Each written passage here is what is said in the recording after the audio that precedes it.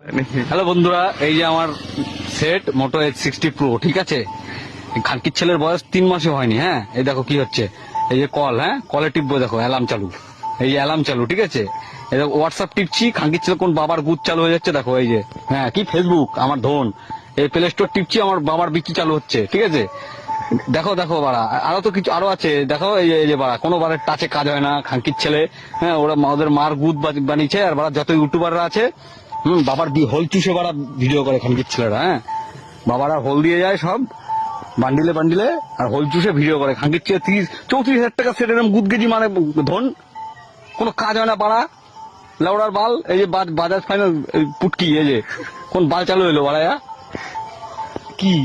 কি বাল ছাল চালু হচ্ছে দেখুন, এই দেখো কোন ভোদা। এই যে বাড়া আমার কাজের সময় এই ধন, এই যে একটু আগে ফেসবুক চালু হলো, আমার কোন বাবার বিচি চালু হয়েছে। দাঁড়ান দেখাচ্ছে, দাঁড়ান। আর যত ইউটিউবারদের রিভিউ দেখে যারা যারা ফোন কেনেন, তারা বোকাচোদা, ঠিক আছে। ইউটিউবাররা টাকা খায়, এই যে এখন আবার হোয়াটসঅ্যাপ চালু হয়েছে, কার খানকির ছেলে আবার কি চালু হয়ে গেল রে, ঠিক আছে।